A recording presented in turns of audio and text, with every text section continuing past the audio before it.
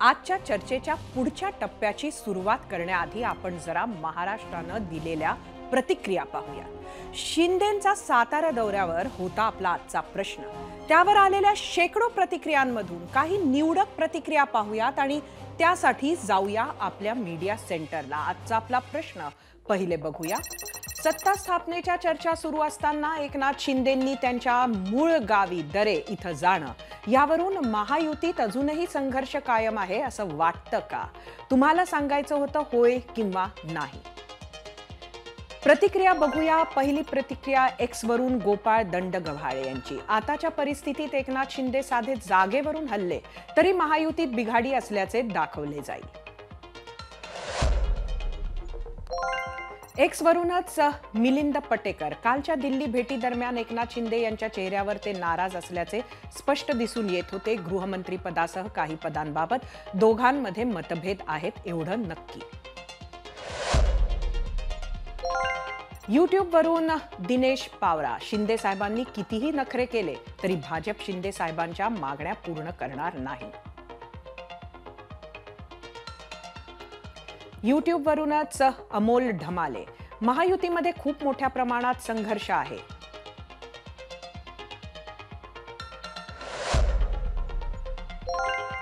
Facebook वरून जयराज सिंग परिहार, निकालानंतर अजितदादांनी ज्या दिवशी फडणवीस साहेबांच्या नावाला पसंती दर्शवली त्याच दिवसापासून संघर्षाला सुरुवात झाली होती। फेसबुक वरून सुनील देशमुख, कायमचे जा, परत येऊ नका। 138 + 41 किती होतात?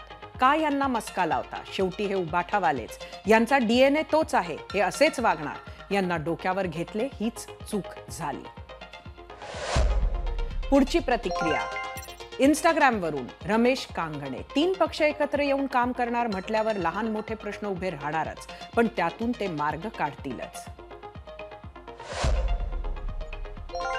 इंस्टाग्राम वरूनच दिनेश काळे यांची प्रतिक्रिया, भाजप आणि शिवसेना एकाच विचारांचे, हिंदुत्व आणि राष्ट्रहित जपणारे जुने मित्रपक्ष आहेत। फडणवीस आणि शिंदे साहेब चांगलं काम करतात हे जनतेनं दिलेल्या जनमताचा विश्वास स्पष्ट सांगतो।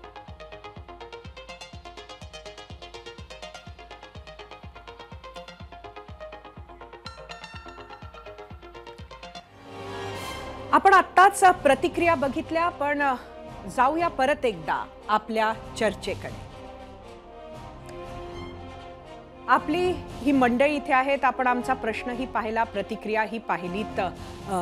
मात्र आता जो पुढचा प्रश्न आहे तो महाविकास आघाडीमध्ये जे होतंय त्याच्याबद्दल। एकंदरीत जर बघितलं अतुलजी, तर आपल्यावर म्हणजे काँग्रेसवर हा आरोप केला जातोय उद्धव ठाकरेंच्या गटाकडून की आपण जर आधीच उद्धव ठाकरेंच्या नावाला मान्यता दिली असती मुख्यमंत्री म्हणून तर निकाल बदलला असता। काँग्रेस चुकली असं तुम्हाला वाटतं का? आता 2-3 अनेक प्रश्न उपस्थित झाले सरिताजी, मला 2-3 प्रश्नावर नक्कीच उत्तर दिलं पाहिजे। तुम्ही नागपूरच्याच आहात, बंगला आणि वाडा यांच्यामध्ये विस्तव जात नाही हे सगळ्या नागपूरला माहिती आहे, महाराष्ट्राला माहिती आहे। अजित पवारांचा किती अपमान केला ऑर्गनायझर आणि पांचजन्यांनी लोकसभेच्या निवडणुकीनंतर ते आपण पाहिलं। करप्शनचे आरोप ज्यांच्यावर केले, करप्ट लोकांना सोबत घेतलं, त्यामुळे लोकांनी आपल्याला मतदान दिलं नाही असं म्हटलं। आता मी निकाल लावल्या गेला का म्हटलं, लोकसभेच्या नंतर सुद्धा 79 जागेवर गडबड केली आहे। 5.5 करोडपेक्षा जास्त मतं जी आहे ते EVM मधून मोजल्या गेलेली आहे। कोणतं संविधानिक काम करत आहे इलेक्शन कमिशन? मी एकदम ओपन आरोप करतो की त्यांनी फॉर्म 2020 जो आहे ज्याच्यामध्ये बूथचा डेटा असतो तो बूथचा डेटा न टाकता सरळ विधानसभेचा डेटा टाकला, जेणेकरून आम्ही त्याला व्हेरीफाय करू शकत नाही। आताही फॉर्म 20चा डेटा टाकायला यांना काय वेळ लागतो? मला टेक्नॉलॉजी केला आहे ना, इंडिया सगळ्यात पुढे आहे टेक्नॉलॉजीमध्ये, आपण कम्प्युटरायझेशन फास्ट केलेलं आहे, टेक्नॉलॉजी अडॉप्ट केलेली आहे, मग याला का वेळ लागतो इलेक्शन कमिशनला? लवासा जे आहे त्यांनी जेव्हा डिस्कंटेंट दाखवला होता त्यांना जावं लागलं, ते गेले बिचारे न्यूझीलंडमध्ये, पण त्यांच्या घरावर इन्कम टॅक्सच्या रेड्स नंतर झाल्या इलेक्शन कमिशनरवर, हे सुद्धा देशानं पहिल्यांदा पाहिलेलं आहे। त्यामुळे आता जे मतं 76 लाख मतं पडले 5 वाजता नंतर त्याचं ऑब्जेक्शन आहे, 9 लाख मतं कसे नंतर 1 तासात पडले त्याचं ऑब्जेक्शन आहे। त्याचं निराकरण न करता उगाच म्हणजे आम्ही जिंकलो आहे, खूप आनंदोत्सव चालू आहे, म्हणजे आम्ही पेढे खाऊन खाऊन आता डायबिटीज व्हायची वेळ आली या लोकांना, इतका आनंद उत्सव महाराष्ट्रात चालू आहे। गल्ली बोळामध्ये सगळं सुनसान पडलेलं आहे, कुठे काय आनंद उत्सव दिसत नाहीये। तर ते ऑब्जेक्शन जे आहे त्याचं निराकरण करण्याच्या ऐवजी त्या नलिफाय करण्याचा जेव्हा प्रयत्न होतो की भाई असं झालंच नाही आहे, तेव्हा असं लक्षात येतं की संस्थांवर किती प्रकारचा दबाव आहे. आणि काय हो, त्या एकनाथ शिंदेंनी का बरं त्यांच्या 57 लोकांकडनं ॲफिडेव्हिट लिहून घेतलं? माझी माहिती आहे की एकनाथ शिंदेंनी पूर्ण ॲफिडेव्हिट लिहून घेतलं. म्हणजे गृह खातं का मागतात आणि 57 लोकांकडनं त्यांनी त्यांच्या आमदारांकडनं ॲफिडेव्हिट लिहून घेतलं, याच्यामधलं जे आहे ते स्पष्टपणे समोर येतं. आता यांनी नेता निवडीचा प्रश्न काढला. आजही देशाचे प्रधानमंत्री हे त्यांच्या विधिमंडळाचे नेते म्हणून निवडल्या गेलेले नाही आहेत. त्यांची मिटिंगच झाली नाही. भाजपच्या संसदीय दलाची मिटिंगच झाली नाही आणि त्यांनी नेता निवडलाच नाही आहे. इल्लीगल आहे. आणि ते प्रधानमंत्री होऊन बसलेले आहेत आणि हे सांगतात आम्हाला आम्ही संविधानाचं पालन करतो. म्हणजे इतके झालेले आता मलाईदार खात्यांसाठी भांडणं सुरू आहे. केशवजी, खरं तर अतुलजी माझा प्रश्न वेगळा होता, पण तरी आपण जे मुद्दे उपस्थित केले त्यावर आपण उत्तर घेऊया. केशव उपाध्ये यांचं खोटं बोलणं सुरू आहे, तद्दन खोटं बोलणं, अख्खं तद्दन राहुल गांधींपासून इथपर्यंत तद्दन खोटं बोलणं सिद्ध करा. नरेंद्र मोदी हे तुमच्या संसदीय दलाचे पहिली गोष्ट आहे सगळ्या विषयामध्ये. अहो झालं, विधिमंडळ झाली, पार्लमेंटरी बोर्डाची मीटिंग होऊन निर्णय झाला. तुमच्या माहितीत नसेल तर सोडून द्या. आता काँग्रेसच्या पलीकडे काही दिसतच नाही, त्यामुळे तुम्हाला काही आनंद, जनतेचा आनंद तुम्हाला दिसत नाही. दुसरं असं कोर्टाने वारंवार फेकून दिलं. अहो झालं, व्यवस्थित झाली, पार्लमेंटरी बोर्डाची मीटिंग झाली, सर्व संसदीय मंडळाची मीटिंग झाली. तुम्हाला माहिती नाही, त्याला काय करणार याच्यामध्ये? दुर्दैव दिसत नाही, हे तुमचं दुर्दैव आहे. Narendra Modi is not leader of your party. माहिती खोटी आहे. मीटिंग झालेली नाही. नंबर 2 आणि दुसरं झालेली नाही रे बाबा, आणि त्याच्यामध्ये त्यांना नेता निवडलेला नाही, तेच निवडून आलेत. दुसरं गडकरी निवडणूक आयोगामध्ये संशय घेतात, सगळ्या गोष्टी स्पष्ट केल्यात. कोर्टाने फेकून दिलं तुमच्या निर्णय. कोर्टाने विचारलं काही एक पुरावा देता येत नाही, टीव्हीवरून वाटेल ती बडबड करायची. याला म्हणतात खोटं बोलणं. त्याला काय चाललंय मला सांगा? असं आहे की निवडणूक आयोगाचं कोर्टात का नाही सिद्ध करत? एक कोर्टात गोष्ट तुम्हाला सिद्ध नाही करता येत आणि बाहेर बडबड करता. निवडणूक आयोगाने सांगितलं की तुम्ही हॅक करून दाखवा, एकालाही हॅक करता आलं नाही.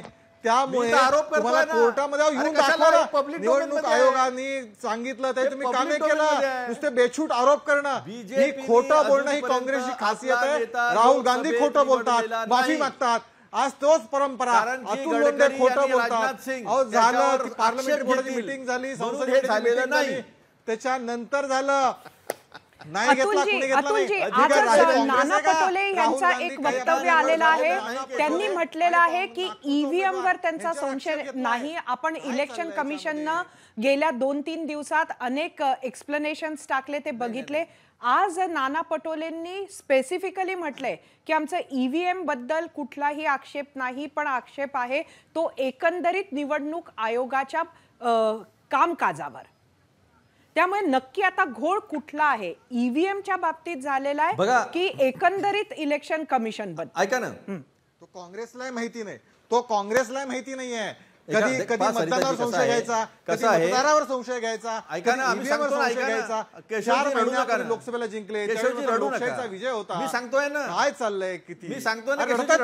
मला प्रश्न विचारलाय, काँग्रेस रडताय, वर कशाला रडताय? मला प्रश्न विचारलाय, फरताय. झारखंडमध्ये तुम्ही कशाला रडताय? मी उत्तर देतो गेला, हरियाणा गेला, मी उत्तर देतोय ना. निवडता येत नाहीये. अरे अतुल लोंढे बाजीगर आहे महाराष्ट्र का? मध्ये काँग्रेस अध्यक्षावरती उमेदवार म्हणतो. अरे अतुल लोंढे बाजीगर आहे महाराष्ट्र का? अभी तुम मेरे से जीत नहीं सकते. आणि मागच्या 11 वर्षात निवडणुका जिंकले, पण अतुल लोंढेला जिंकू नाही शकले. आणि आता उत्तर नाही, हरला हो काँग्रेस पक्ष. उत्तर घ्या ना. तर काळजी आहे मला, अतुल लोंढे माझे, पण अतुल लोंढे काँग्रेस पक्षासारखं खोटं बोलण्याची खासियत ठेवू नका. उत्तर घ्या ना तुम्ही माझं. अहो उत्तर तर घ्या ना, उत्तर तर घ्या. अतुलजी, केशव उपाध्ये, आपण अतुल लोंढे यांना काय म्हणायचंय ते ऐकूया. अतुलजी, हे बघा कसं असतं की फॉर्म नंबर 17C जो आहे तो प्रिसाइडिंग ऑफिसर म्हणजे जो पीठासीन अधिकारी असतो बूथचा, तो तुम्हाला सही करून देतो. त्याच्यामध्ये लिहिलं असतं की बूथवर एकूण मतदान किती होतं, किती झालं, महिलांचं किती होतं, पुरुषांचं किती झालं, आणि यावेळेस आम्ही बॅटरी किती होती आणि किती जळून घेतली हे पण लिहून घेतलेलं आहे. त्यामुळे 99% वगैरे बॅटरी राहत नाही. माझ्याकडे सगळे 17C फॉर्म आहे, मी तुम्हाला सगळे मी करणारच आहे, एक एक गोष्ट आम्ही सगळ्या बाहेर काढणारच आहेत. त्याच्यानंतर ती जो डेटा आहे तो आरओला देतो, म्हणजे रिटर्निंग ऑफिसरला देतो. रिटर्निंग ऑफिसरकडे इलेक्शन कमिशनचं ऍप असतं, त्या ऍपमध्ये अपलोड होतो. मग 4-4 वेळा डेटा कशाला आला? 4-4 वेळा डेटा कशाला आला? टेक्नोसॅव्ही आहे ना आपला देश, एवढे मोदीजी टेक्नोसॅव्ही आहे, त्यांनी 1986 मध्येच कॅमेरा वापरलेला होता, 1976 मध्ये ईमेल यायच्या पहिलेच त्यांनी ईमेल केलेला होता. एवढे आमचे हुशार एलन मस्कच्याही पुढं ज्यांना तंत्रज्ञान माहिती आहे त्यांच्या देशामध्ये जेव्हा फिगर्स 5 वेळा काय येतात, 5 वाजता आली ठीक आहे, 8 वाजता फायनल फिगर येते, मग 10 वाजता येते, 11 वाजता वेगळी येते. अतुलजी मी आपल्याला थांबवते कारण हा मुद्दा आपण सातत्यानं 2 दिवस बघतोच आहोत आणि आपलं बेसिक म्हणणं ऐकून घेतलं. मात्र आपल्याकडे चर्चेची जी वेळ आहे त्याची वेळेची मर्यादा आहे. त्यामुळे अजून एक महत्वाचा मुद्दा जो राज्यासमोर आहे तो हा आहे, मी जो आपल्याला प्रश्न विचारला तो, तुम्हाला वाटतं का काँग्रेस चुकलं? उद्धव ठाकरेंना तुम्ही मान्य करायला हवं होतं का? त्यांचा चेहरा तुम्ही मुख्यमंत्री म्हणून द्यायला पाहिजे होता का? हे बघा कसं आहे, आमचं अंबादास दानवेंनी ते म्हटलं, अंबादास दानवे हे काही निर्णय प्रक्रियेमध्ये नाही. निर्णय प्रक्रियेमध्ये उद्धव ठाकरेजी, संजय राऊतजी, त्याच्यानंतर देसाईजी आहेत, या सगळ्या लोकांशी आमच्या चर्चा सुरू आहे. त्यावेळेसही चर्चा सुरू होत्या. काँग्रेस कधीही चेहरा घेऊन निवडणुकीला पुढे जात नाही. त्या चर्चा समोरासमोर झाल्या. उद्धव ठाकरेजी त्याच्याबद्दल काही बोलले नाहीत, संजय राऊत त्याच्याबद्दल काही बोलले नाहीत, त्याच्यानंतर देसाई साहेब काही बोलले नाहीत, सिनियर ज्युनियर दोन्ही देसाई साहेब. त्यामुळे अंबादास दानवेंचं ॲफिडेव्हिट सुषमाताईंनी व्यवस्थित सांभाळून ठेवावं असं मला वाटतं. सुषमाताई काय म्हणाल? कशाच्या संदर्भात आम्ही ॲफिडेव्हिट सांभाळून ठेवावं असं वाटतंय त्यांना? अतुलजी कशाच्या संदर्भातला ॲफिडेव्हिट? त्यांचा असा रोख असावा की कधीही अंबादास दानवे दुसऱ्या बाजूला जातील असा त्यांचा आरोप दिसतोय. मी पहिल्यांदा जरा मगाशी जो गोंधळ चालला होता असं काही म्हटलेलं नाही पाहिजे. सुषमाताई पहिले या प्रश्नावर येऊया कारण आपल्याकडे वेळेची मर्यादा आहे आपल्या शो मध्ये, त्यामुळे ह्या प्रश्नाचं उत्तर एक लक्षात द्या. मुख्यमंत्री पदाचा चेहरा कुणालाही ठरवा, तो शिवसेनेचा ठरावा असं कधीही कुणीही म्हटलेलं नाही. षण्मुखानंद हॉलमध्ये जिथे काँग्रेसचेही नेते होते आणि राष्ट्रवादी काँग्रेसचेही नेते होते तिथे सुद्धा साहेबांनी हे स्पष्ट केलं होतं की तुम्ही कुणालाही जाहीर करा आणि त्याला आम्ही इथल्या इथे पाठिंबा देऊ. फक्त मुख्यमंत्री पदाचा जर एक चेहरा जाहीर झाला असता तर कदाचित आपल्याला अजून चांगलं म्हणजे समन्वयाने जाता आलं असतं, एवढाच तो मुद्दा आहे. परंतु तो अंतर्गत मुद्दा आहे, तो इथे चर्चा करायचं काही कारण नाही. एक महत्वाची गोष्ट जी केशवजी सांगत होते आणि मी फार कमी वेळेमध्ये, की केशवजी ज्यांनी ईव्हीएम तयार केलं तेही आता वापरत नाहीत. 8 नोव्हेंबर 2016ला आपल्याकडे नोटबंदी झाली. त्या नोटबंदीनंतर करोडो नाही अरबो खरबो नोटा मोजल्या गेल्या. जर अरबो खरबो नोटा मोजल्या जात असतील तर साधारणतः जर एक 5 कोटी मतदान झालेलं आहे तर तुम्हाला 5 कोटी चीट मोजायला काय प्रॉब्लेम आहे? अगर आप हमारे नोट गिन सकते हो तो आपको हमारे वोट भी गिनने हैं. आम्ही सगळे जेव्हा आक्षेप घेतोय की आम्हाला या ईव्हीएम वर आक्षेप आहे तर तुम्ही चिकटून का बरं बसता? बरं काल परवा मी ट्विट केलंय, स्वतः मोदीजी म्हणतायत की एक त्याच्यावर मधला आक्षेप हा आहे. केशव उपाध्याय बोलायच्या आधीच मी आपल्याला सांगते की एकंदरीत कुठलाही पक्ष असो, मी आपल्याला म्हणत नाहीये कोणालाही म्हणते, एकंदरीत जेव्हा पक्ष हारतो तेव्हाच आक्षेपच्या गोष्टी येतात आणि जेव्हा आपण जिंकतो त्यावेळेला आम्ही हे जिंकलेलं बरोबर जिंकलो नाही, आमचा विजय नाही असं मात्र कधीच कोणी म्हणत नाही. नाही ताई मी जरा लेट मी करेक्ट यू ताई, जरा हे सांगितलं पाहिजे की लोकसभेच्या वेळेला सुद्धा जेव्हा रवींद्र वायकरांचा विजय जाहीर होत होता तेव्हाही आम्ही आक्षेप घेतला होता. आमची अजूनही त्याच्या संबंधाने कोर्टात केस चालू आहे. किंबहुना याच्या आधीही अनेक याचिका दाखल झालेल्या आहेत. चळवळीतलं बामसेफ नावाचं जे मोठं संघटन आहे या संघटनेचे श्री वामन मेश्राम यांनी या संबंधाने फार मोठं आंदोलन उभं केलेलं. मी स्वतः गणराज्य हा जो माझा फोरम चालवायची त्यावर माझं तब्बल 2 वर्ष स्वाक्षरी आंदोलन पूर्ण राज्यभर चालू होतं. त्यामुळे ईव्हीएम वर आक्षेप कधी घेतले नाही असं अजिबात नाही. ईव्हीएम वर सातत्याने आक्षेप घेतले जात आहेत आणि जर एवढ्या लोकांचे आक्षेप असतील तर भाजपा का अडून राहते त्या गोष्टीवर? नक्कीच. मी अमोलजी आपल्याकडे येते, आपल्याकडे वेळ खूप कमी, आपली शेवटची कॉमेंट अगदी छोटीशी. अमोलजी मी एवढंच सांगतो एवढंच सांगतो, अतुल लोंढे साहेबांना मी फार वैचारिक समजतो. ते माझे मोठे भाऊ आहेत. त्यांनी तुमच्या एका प्रश्नाचं उत्तर सोयीस्करपणे टाळलं. ते असं की नाना पटोले यांनी जे ईव्हीएमवर शंका घेतली याबद्दल त्यांचं काय मत आहे. आणि आता जसं बघा, तुम्ही निकाल आल्यानंतर थैथयाट करत होते संजय राऊत साहेब, त्यांनी पण कबूल केलं पाहिजे ना, लोकशाहीमध्ये औदार्य दाखवलं पाहिजे की आम्हाला लोकशाहीचा कल मान्य आहे. जे जनता जनार्दनांनी आशीर्वाद दिले ते आम्ही मान्य करून गेलं पाहिजे. पण आता असं आहे की, आणि दुसरी गोष्ट, ज्या वेळेस आम्हाला तुम्ही बोलावता ना चर्चेमध्ये, त्यावेळेस आमचं टाइम ठरवून देत जा की आम्ही बोलत असताना मधात कोणी बोलू नये, हे ठरवून देत जा. आणि मला तर खरंच आज लोंढे साहेबांचं म्हणजे हे वाटतंय की त्यांनी अशा प्रकारे एखाद्या दुसऱ्या व्यक्तीने, ज्याला काही राज्यशास्त्राचं नॉलेजच नाही, ज्याला काही राजकारणातला र कळत नाही, त्याला एखाद्या बालिश व्यक्तीला त्यांच्याकडून आम्हाला अपेक्षा नाहीत. पण अतुल लोंढेंसारख्या एखाद्या वैचारिक नेत्यांकडून आम्हाला नक्कीच अपेक्षा आहेत. त्यांनी हे लोकशाहीमधलं सत्य आहे ते स्वीकार केलं पाहिजे. आणि नाना पटोलेंनी जे ईव्हीएमवर शंका उपस्थित केली त्याबद्दल त्यांचं काय मत आहे हे त्यांनी एका सेकंदात सर्व जनतेला महाराष्ट्राच्या आपल्या चॅनलवर सांगितलं पाहिजे. अतुलजी, अगदी थोडक्यात. अतुलजी, असं आहे की ज्या गोष्टी आम्ही बोलतोय ते तथ्यसून समोर बोलतोय, काही पुरावे आम्ही समोर ठेवून बोलतो आहात, त्या पुराव्याचं उत्तर दिलं जात नाही. ज्या पद्धतीनं अदानीला शेवटी अमेरिकेच्या कोर्टाने इंडाईट केलेलं आहे, त्यांनी त्यांना आरोपी ठरवलेला आहे आणि त्याला पाठिंबा द्यायला सगळे भाजपचे लोक उतरत आहेत. त्याच पद्धतीने आम्ही इलेक्शन कमिशनवर ऑब्जेक्शन घेत असताना हे सगळे महायुतीचे लोक त्यांना सपोर्ट करतात, हे योग्य नाही. आमच्या ऑब्जेक्शनचे उत्तर दिले पाहिजे.